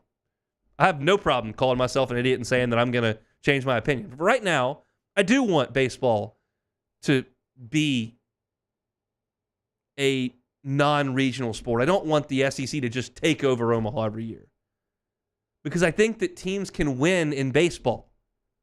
In football, we really do have to cater to the top of the top because they're the only ones that can win. So in summation, I don't really care what happens to Central Florida. I'm not worried about Iowa State. I don't have a lot of time for Kansas State either. Arizona State, no thanks. I'm more worried about the real teams in the SEC, what the future is for them, what the schedule is, what the criteria is to make it to the college football playoff, because I already know that no matter what the league is called or who's in what or who plays who in the regular season, when we get down to the end of this thing and we're playing for a national championship, I realize TCU was just there. I realize it. We're going to get Georgia and Florida and Michigan and Ohio State and Texas and LSU and Bama and Penn State. Like, that's who we're going to end up with. Florida State, Miami, Clemson, Auburn. They're the only ones I really have to worry about. So, despite Brett Yormark piquing my interest today, and I think doing a good job giving the hand that he's got as the commissioner of that league, as I sit here, I don't really care. We'll talk some NFL coming up next. You are now listening to The Hunt Palmer Show. Visit LeBear's Baton Rouge Casino this summer for exciting live sports action. We've got the biggest screens around, and ESPN Bet is live in Louisiana. Plus, Pin Play Rewards members can win up to $500 pin cash every single week. Visit pinplaysports.com/cover5. That's the number 5. I'll give you that web address again. It's pinplaysports.com/cover5 today, and register for your chance to play and win. Not a member? Get the Pin Play app today. LeBear's Baton Rouge Casino is your live sports headquarters. Bring your crew for all the action. Must be 21 or older. Gambling problem? Call 877-770-STOP. Our listeners fire off their opinions on the jimsfirearms.net hotline at 499-1045. Keep listening for your next chance to shoot us your thoughts with the jimsfirearms.net hotline on 1045 ESPN Baton Rouge. Gulf Coast Office Products is a nationally recognized Savin office equipment dealer based right here in Louisiana. Over 100 employees strong, Gulf Coast has the boots on the ground to support all vertical markets from education, engineering, legal, and finance. With the latest in office technology, from desktop to production segment units, Gulf Coast and Savin have the perfect fit for you. Call 225-756-2644. That's 756-2644 for Gulf Coast Office Products. I've been doing business with Luba for 25 years. They're dependable, trustworthy. It's just the attention to detail with our clients. Our folks have years and years of experience. They're highly trained professionals. But many companies have that asset. What I'd like to think makes Luba a bit different is that we use those talents in a way that truly is dedicated to serving the needs of the folks who depend on us. Farming is a way of life for us. It's not something we get up in the morning and dread going do. It's just something we go to bed at night looking forward to getting up to go do. John Deere equipment is what we as farmers strive to have. So it's in your blood, it's in your veins. It's just a part of who you are. Green is what we want to be in. The other tractors were acquired to patch it up to get to where you want to be. Where we want to be is in John Deere. Flip the switch and learn more about what it means to be powered by sunshine at sunequip.com. Jerry and Benny Payne began Central Plumbing Company out of their driveway in Tanglewood subdivision. 50 years later and 4 generations down the road, we continue to serve Baton Rouge and the surrounding areas for all of their plumbing needs. Residential, commercial, industrial, or hospitality, Central Plumbing is here 24/7, 365. We want to thank our customers, family, and friends for 50 years of success. And looking forward to 50 more. Breck teamed up to reimagine your parks, and you imagined big. With your help, we went to work, creating 12 beautiful community parks across the parish. A family-sized water park, miles and miles of trails, and parks just for your dogs. There are more places to splash, to explore, to run wild, and even soar. You imagined, we delivered gold. Breck, your #1 park system in the nation.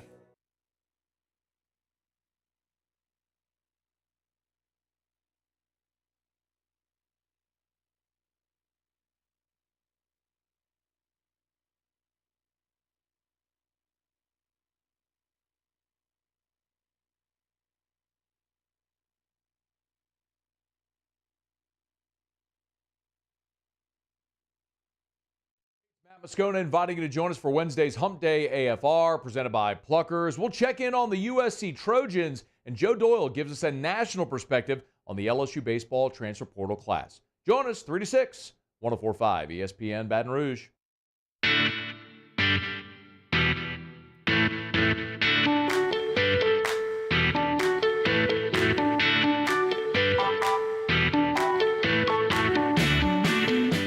This is the Hunt Palmer Show on 104.5 ESPN Baton Rouge.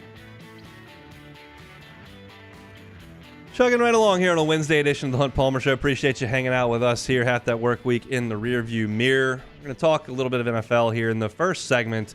Earlier in the show, I talked about the Saints and their weapons and how ESPN.com felt about them offensively and had them about 25th in the SEC, in the NFL as far as their offensive weapon goes. I want to shift the conversation now with New Orleans to a Bleacher Report story that tried to peg the worst team in every NFL division. They did not peg the Saints. Don't worry about that. That was not where they went. Of course, you know where I'm headed with that. It was Carolina. They picked the Panthers to go 3-14.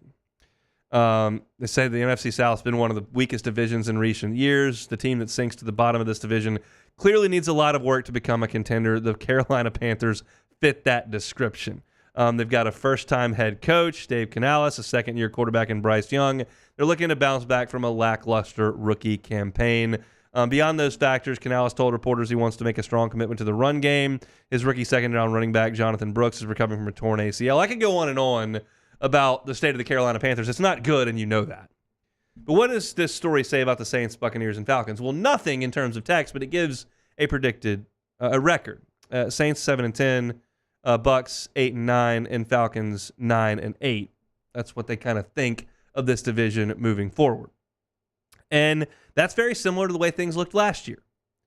And last year at this time, we looked at the South and we were looking at the Saints and going, this is a bad division.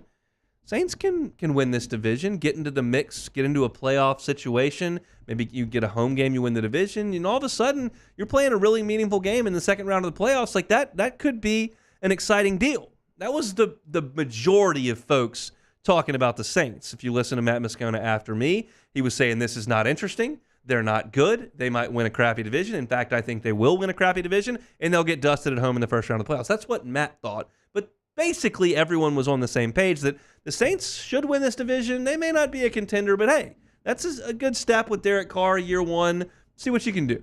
And they fell short of that. But a lot of our conversation last year really revolved around the division. And I've determined, as I sit here in July of 2024, I'm not going to do that. Now, that may be short-sighted because Tampa wasn't great last year, and they won the division, and they won a playoff game, and they did play in a meaningful game in the second week of the playoffs, and they played well in that game. And we came back here and go, well, is that kind of what you were thinking? Like, does that excite you? And as I sit here, man, that's not really what I'm signing up for. If I'm a Saints fan. I want a product that competes at the top of the NFL, not the top of the worst division. And so when I talk about the Saints, I'm not really going to mention the 3-14 projection of the Panthers. I'm not going to talk a ton about the 8-9 Tampa Bay Buccaneers that are projected this year. I'm not going to talk about the Falcons not being very good. Because the fact of the matter is the Saints have to be better themselves. Let's not water this whole thing down and not talk at all about Dallas and not talk at all about San Francisco and not talk at all about some of the teams in the NFC that are actually good. Green Bay should be good this year, one would think. Detroit's got a great foundation that they've built. And so you need to talk about all that as opposed to being too short-sighted. It's kind of the page that Matt was on last year.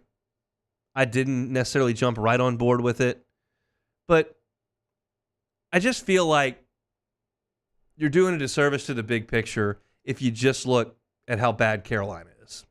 Stop comparing yourself. It can't be removed completely from the discussion because that's going to be 6 games in their schedule every year, and it's going to impact where you sit in the playoff perspective. So I'm not suggesting ignore it completely, but I'm also suggesting we got to stop boiling it all the way down. You've got to talk about where you stand with the rest of the league. And when I consistently pull up pieces written by folks outside of New Orleans, outside of the NFC South, that are talking about the Saints in regards to the entirety of the league, and you're sitting there at 21st in this, 25th in this, 28th in this, 16th in this, I don't care that you're better than Carolina and Tampa in that regard. You're not close to the top, and that's where the focus needs to be. So just in kind of as we're close to the end of summer, by the way. like as I sit here and I get ready to start really diving into the Saints, you realize that next week we've got SEC Media Days, and we'll talk about that a lot. And then the Saints are going to report. Those rookies are going to be there in Southern California. We're getting pretty close to that. So when we start diving into this, I've taken the approach this summer into the fall. Let's not judge this as a 4-team league. Let's judge it a 32-team league. And right now, while you might be 1 or 2 out of 4, you're closer to 24 out of 32, and that ain't it. So quibbling over whether or not you're second in the division, first in the division, third in the division, that doesn't matter. Big picture. Got to be closer to the top 10 in the league. How do you get there? And that's the way we've got to frame discussions about this New Orleans Saints team. You can laugh at the Falcons for screwing things up. That's fine. Part of it. You can laugh at the Panthers and their owner for being a joke right now, and that's part of it too. You can doubt Baker Mayfield, and that's all fine and good. But again, let's start looking outside of that. And I just don't have overwhelming optimism. But as I always say, August can breed that. Get some reports out. Preseason looks okay. We'll see. Get off to a decent start. But as of right now, kind of changing my mindset. I don't care how they stack up against Tampa. How do they stack up against San Francisco? Let's talk a lot about that. If you're looking for Saints content, you can always find it on my YouTube channel, Hunt on Saints. When we come back, LSU baseball made an announcement today about some February plans of theirs. We got a little bit more to get to as well. Halfway home in our second hour. It's the Hunt Palmer Show. You are now listening to the Hunt Palmer Show. Boudreaux's Electric. Neil and Melissa Boudreaux have been running Boudreaux's Electric for 40 years. They're a certified Generac generator dealer. They're a premier Generac dealer, top 3% nationwide in terms of Generac generator sales. How does this sound? A 7 to 10 year warranty on your equipment. 7 to 10 years, depending on the type of generator you decide to purchase from Boudreaux's Electric. It's going to be installed by a full-time Boudreaux's Electric employee. They're going to monitor that generator remotely 24 hours a day, 7 days a week. If it malfunctions, they'll come out and help it, fix it, and you get the peace of mind of knowing no matter if it's a hurricane, one of these nasty afternoon storms, you are not going to lose power. Whether you're a homeowner, maybe you've got a new kiddo in your home and can't afford to have a 98-degree house. Boudreaux's Electric can help you with that. Maybe you're a business owner. They handle commercial projects as well. If you're a commercial property owner and you need that power on at your place of work, Boudreaux's Electric can help you out with that. They've got a great new website, boudreauxelectrical.com, or you can call them at 985-397-1562. Again, that number, 985-397-1562. It's Boudreaux's Electrical at boudreauxelectrical.com. In times of need, get a full list of phone numbers, websites, and other important emergency information on the Demco Stormwatch page at 1045ESPN.com.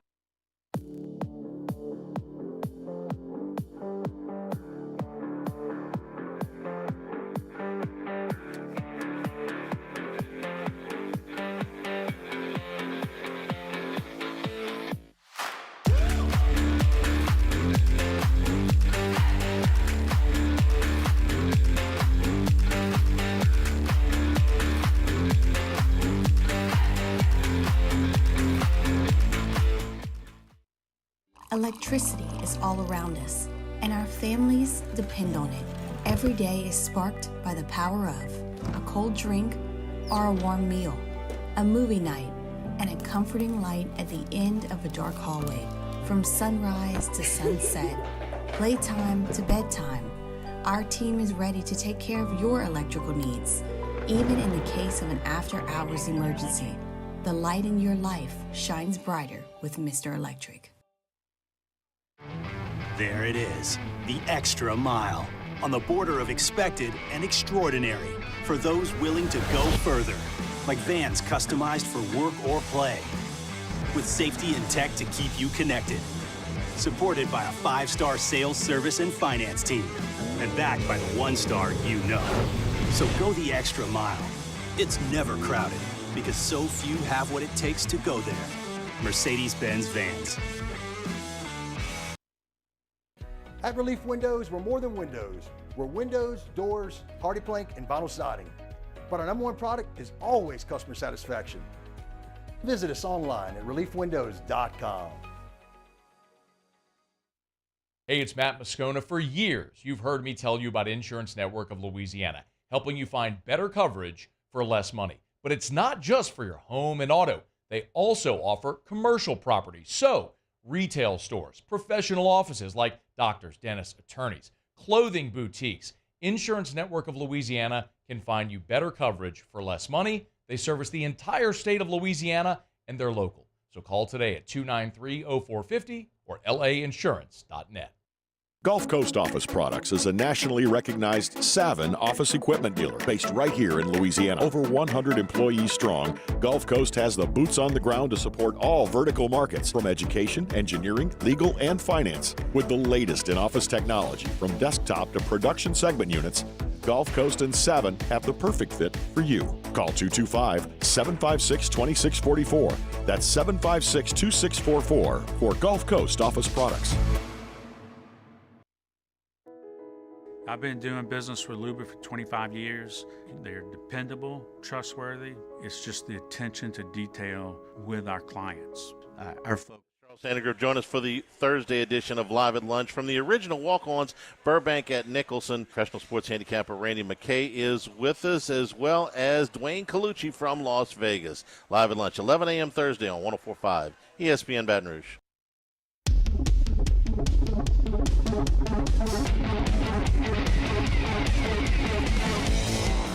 You're listening to the Hunt Palmer Show on 104.5 ESPN Baton Rouge. Before we get to LSU baseball's announcement from earlier today, I put a poll question up on Twitter today, and I was curious the answer, and the answer did come out what I assumed it would look like. I said, hypothetically, LSU Bama, Tiger Stadium, night game, 70 degrees, top 5 teams in the country, as good as you can do for Tiger Stadium.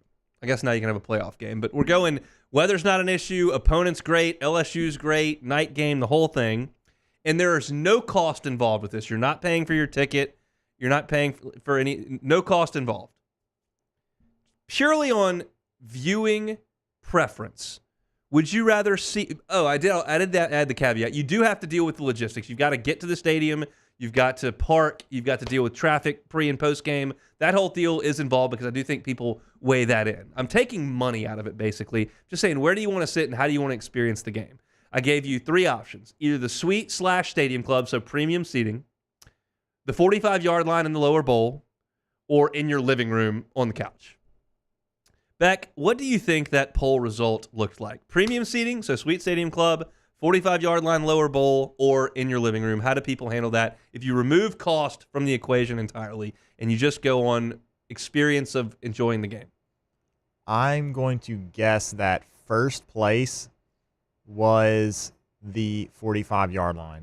You think it was significant, like 80, 90%? Do you think it was like close in the 40 range with everything else? I would guess that it was relatively close with suite. Okay. So suite second and living room third? Yes. It was 45-yard line lower bowl, got 64% of the votes. This was a pretty sizable poll for my Twitter handle, 603 votes. So a pretty good sample size there. 64% said they want to sit in the lower bowl. 23% said suite stadium club, and then 14% said your living room. And I thought that would be what it comes out to. Yeah. I think most people would like to be in the stadium, eating a hot dog, the whole deal, grab a beer now that you can do that. There are some people that prefer the premium seating aspect of it. You've got air conditioning or heat. There's TVs back there. You can do buffet style eating. There's different options for wine and cocktails and whatnot. And then some people prefer just being at home. I did get one response that I was like, man, I disagree with this. It was from Andrew Cromwell that said, anyone who doesn't pick 45-yard line in the lower bowl isn't actually an LSU fan, and I don't want them in Tiger Stadium for the game regardless. I think most of you that listen to this program would suggest that I pull for LSU. I think that's pretty fair knowledge, and I'm rather intense. We all heard my ridiculous reaction when Stephen Milam hit that walk-off home run and I was on the air. I personally would rather sit in the suite or the stadium club. I think that's great. I don't do it very often. I spend a lot of time in the press box, which is nice in its own right. But I've been in the suites. I've been in the stadium club as well. And that's a great way, I think, to watch the game. It's not as crowded. I don't feel like I'm removed from the action at all, and I find that there's more room, and it's just a more comfortable experience. It's kind of like first class to coach in that way to me, and I kind of like that. And if you're not going to make me pay for this in my hypothetical, I would prefer that, even though I love sitting down in the stadium. The only thing I absolutely detest is watching on TV. And again, we're taking cost out of this, and I realize that's a big consideration for a lot of people, but I hate watching LSU play and the Cubs play on my television. I feel completely removed, isolated. I'm not involved. I crave the rush and the roar and the big moments that happen in the stadium and the crowd noise that goes with it. And there are people that value that. They hate traffic. They don't want to deal with people and the heat and all that kind of stuff. Even though I don't deal with traffic because I do the pre and post game show, so I'm removed from all that anyway, I would be happy to sit in an hour and 45 minutes of traffic just to go watch the game, and I'd just turn the post game or music on or whatever, and I'd get home when I got home. I do not agree with that at all. Second place, I'm all for the 45-yard line. I'm all for sitting, but if you're going to give me premium seating, I'm all in on that. Beck, where do you stand on this question? I'm gonna go with the 45. Okay. I think it's the best seat in the house. I've never been in a suite before, so that would be pretty cool. But if we're talking about a big game like that, then I would want to be in the best possible viewing area of the game. Okay, that's reasonable. I mean, none of this is wrong. It's personal preference. Yeah, which of course. Certainly not right or wrong. But I did feel like most people would want to be on the 45-yard line or lower bowl. I do have a good story about suites. My cousin brought her 2 young children. I think at this time they were like 7 and 5, and they had never been to a game before. And the first experience they ever had, they got invited to a suite. And so they went to the suite, and there's a buffet there, and they can get their food and meatballs and chips and nachos, and there's desserts there, and they got a fountain for your Cokes and a fridge or whatever. They loved it. Well, she brought them to a game the next year. They did not have suite access. They were down in the lower bowl. And the younger one, who was like 6 at the time, looks up and goes, when do we go to our room? It's like we don't have a room, but appreciate that that's what you think every single game is like. But I'm with the 5-year-old in that sense. I enjoy the comfort that comes with that, even though I don't experience it very often. I've got some work to do during football games these days, so it is what it is. But I thought that was interesting, so we'll leave that right where it is. LSU baseball made an announcement today. It actually surprised me a little bit. This may have been public knowledge. I assumed they were going back to Round Rock, and they were going to do Round Rock and Houston every other year for that one tournament they play in pre-conference. And this past year they went to Houston and won all 3 games, and I figured they'd go right back to Round Rock. No, they're actually going to Frisco this year, right outside of Dallas, and they will play Kansas State, Nebraska, and Sam Houston State in that weekend, February 28th to March the 2nd. It's the 3rd weekend of college baseball, and so it doesn't have the order. We don't have the game times yet, but Frisco is where LSU is headed, February 28th to March 2nd. Kansas State, Nebraska, and Sam Houston. Okay, in the era of the transfer portal, we don't know squat about baseball teams at this point in the year, but I will tell you what I do know about these 3 baseball programs. Kansas State this past year went 35-26. They finished 15-15 in the Big 12. They went to Fayetteville and won that regional this past year. Then they went to Charlottesville, got swept in the Super there. Their top 3 bats, Kalen Culpepper, Brady Day, and Chunk Ingram, are all draft eligible. I have no idea if they'll be picked high enough, but they're draft eligible. Their top 2 starters are out of eligibility. They were graduate students. So Kansas State looks to be in a bit of an overhaul, but I feel like everybody is in an overhaul in college baseball. So they've got a good coach. They had a good team last year. Nebraska had a good team last year as well, 40-22. They were 16-8 in the Big Ten.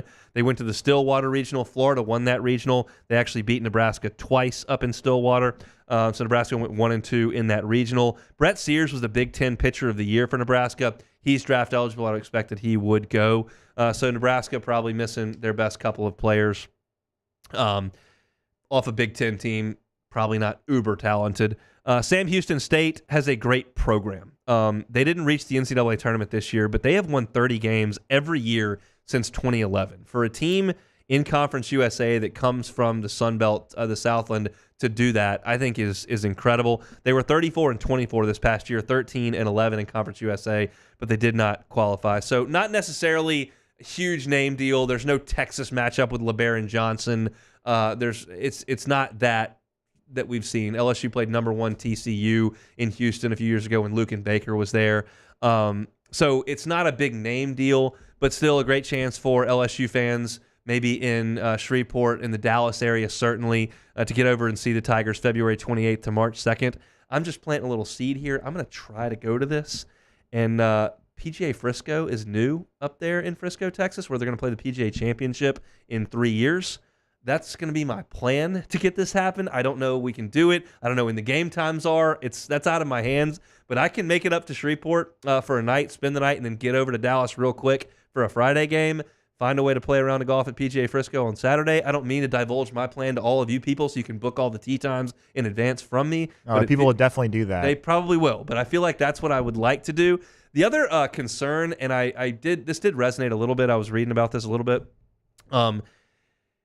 Dallas/Shreveport can be pretty chilly in late February. You can catch a real cold snap there, so hopefully that's not the case. It does end in March 2nd, which you would imagine should be good enough, and it shouldn't be that different from Round Rock or Houston or Baton Rouge this time of year. Although Round Rock, I didn't go 2 years ago, but I'm told it was pretty chilly there when LSU played.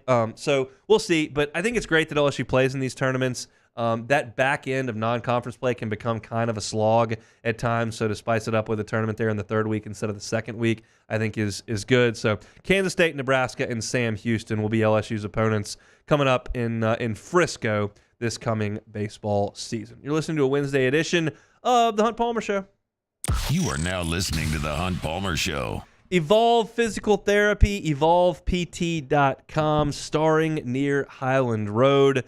If you're not feeling great, whether you slept wrong, you got nagging aches and pains, or you've been injured, and whether it's playing athletics or in a car accident, Robbie Bolton and his team at Evolve Physical Therapy are prepared for you. They're not going to just give you 3 exercises, go handle some paperwork, and come back in 45 minutes and say, how you feeling?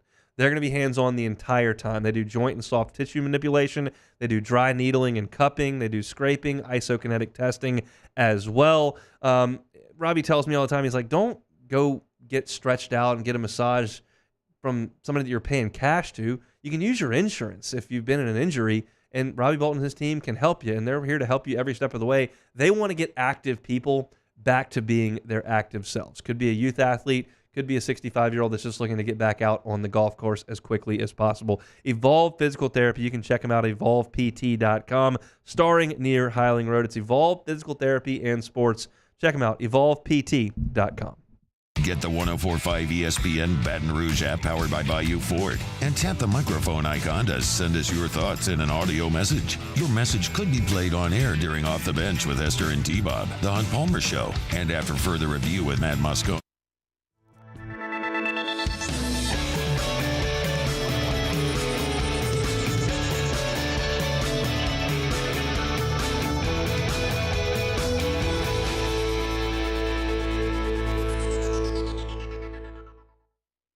Gulf Coast Office Products is a nationally recognized Savin office equipment dealer based right here in Louisiana. Over 100 employees strong, Gulf Coast has the boots on the ground to support all vertical markets, from education, engineering, legal, and finance. With the latest in office technology, from desktop to production segment units, Gulf Coast and Savin have the perfect fit for you.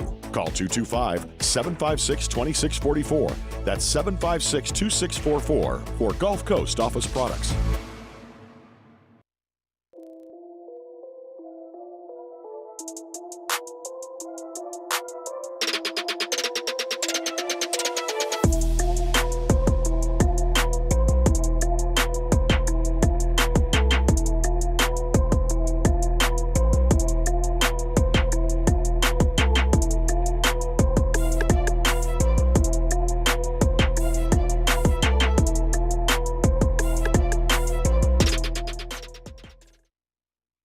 Jerry and Benny Payne began Central Plumbing Company out of their driveway in Tanglewood subdivision. 50 years later and 4 generations down the road, we continue to serve Baton Rouge and the surrounding areas for all of their plumbing needs. Residential, commercial, industrial, or hospitality, Central Plumbing is here 24/7, 365. We want to thank our customers, family, and friends for 50 years of success. And looking forward to 50 more. Breck teamed up to reimagine your parks, and you imagined big. With your help, we went to work, creating 12 beautiful community parks across the parish. A family-sized water park, miles and miles of trails, and parks just for your dogs. There are more places to splash, to explore, to run wild, and even soar. You imagined, we delivered gold. Breck, your #1 park system in the nation. Electricity is all around us, and our families depend on it. Every day is sparked by the power of a cold drink or a warm meal, a movie night, and a comforting light at the end of a dark hallway. From sunrise to sunset, playtime to bedtime, our team is ready to take care of your electrical needs. Even in the case of an after-hours emergency, the light in your life shines brighter with Mr. Electric. At Relief Windows, we're more than windows. We're windows, doors, party plank, and vinyl siding. But our #1 product is always customer. Matt Moscona inviting you to join us for Wednesday's Hump Day AFR, presented by Pluckers. We'll check in on the USC Trojans, and Joe Doyle gives us a national perspective on the LSU baseball transfer portal class. Join us 3 to 6, 104.5 ESPN Baton Rouge.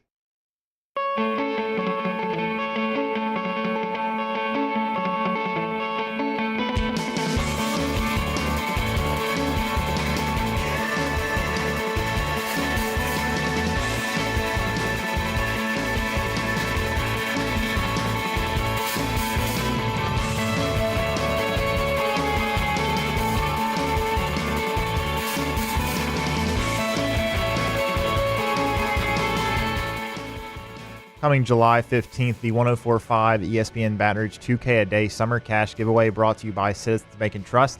Stay tuned for details on the word of the day coming the entire week of July 15th and your chance to win extra cash for the summer.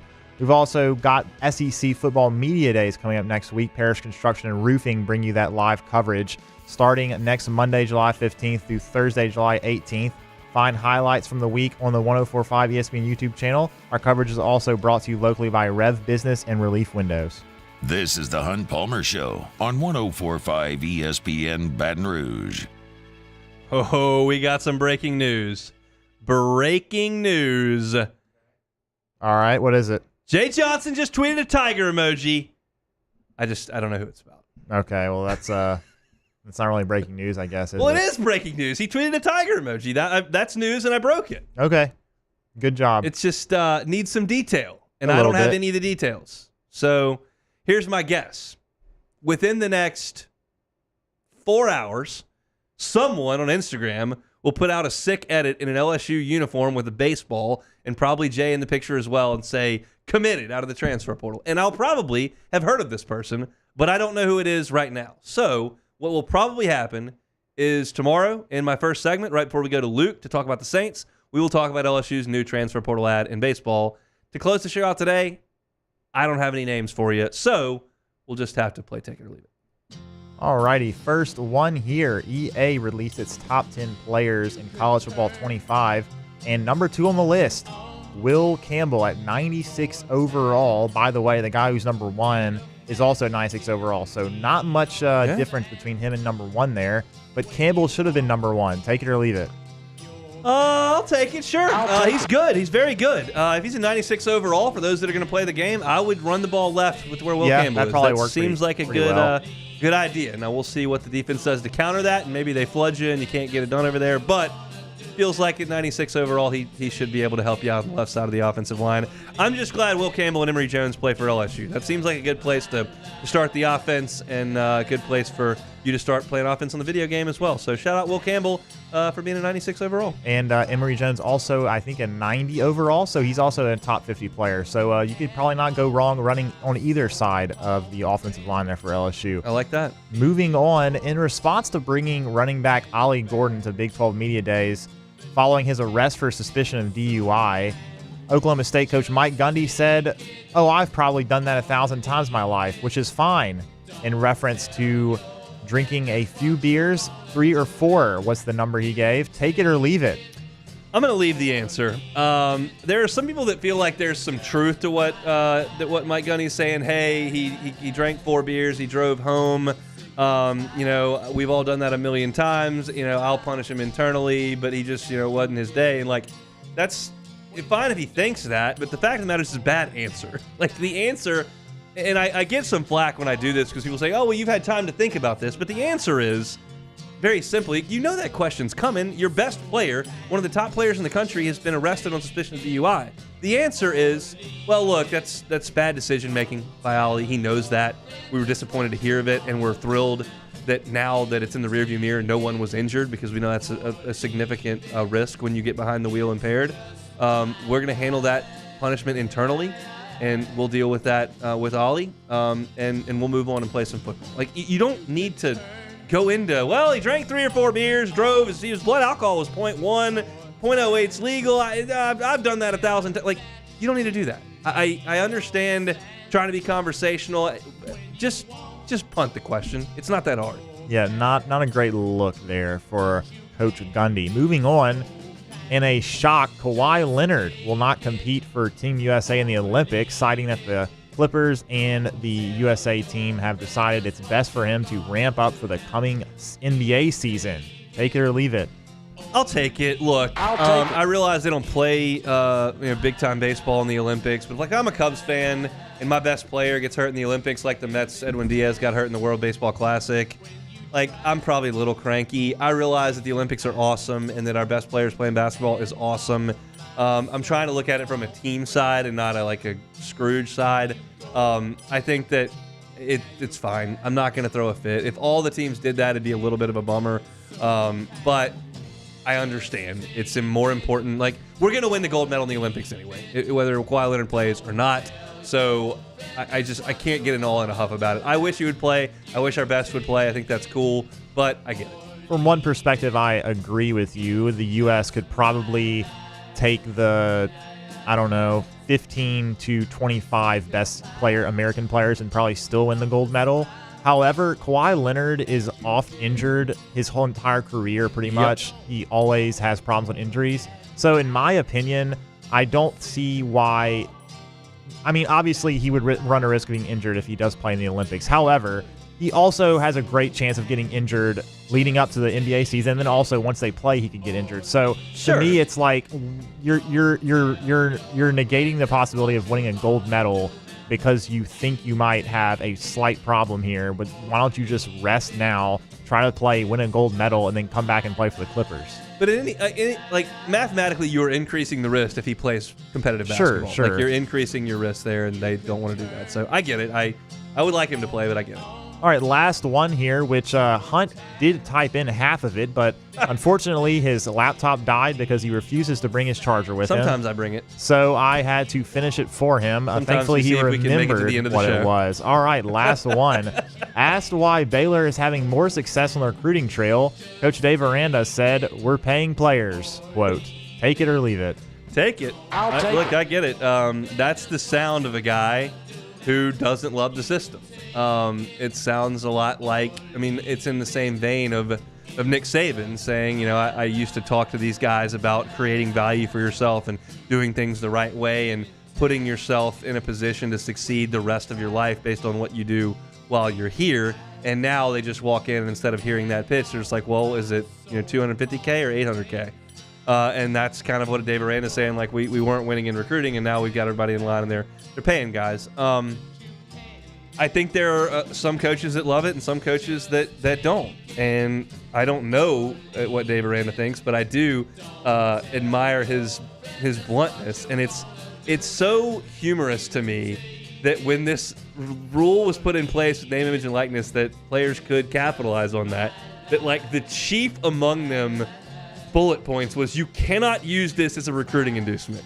And now it's all anyone ever talks about. I don't understand how they even thought there was a chance that wouldn't happen. It's literally the single most incentivized thing. Sure, but I think, to me, and Deion's talking about it today at Big 12 Media Days, saying, look, we're not going to do that because I don't want guys to get the bag before they play. I tell them if you play well enough, the bag will come.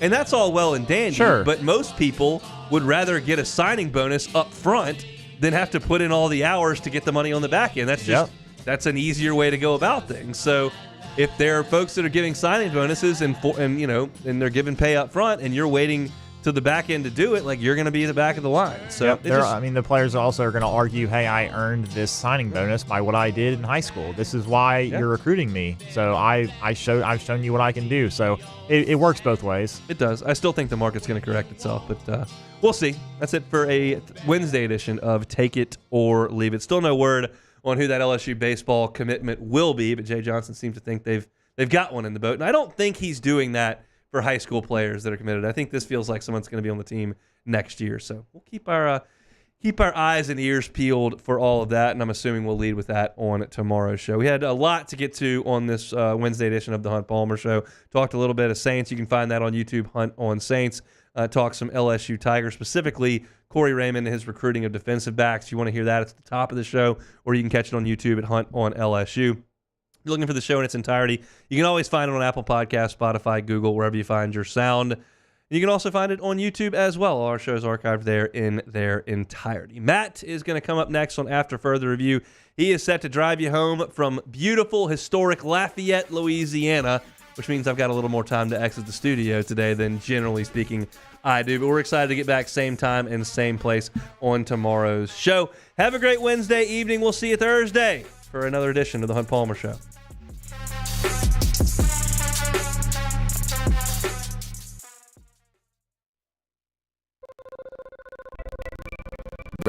Business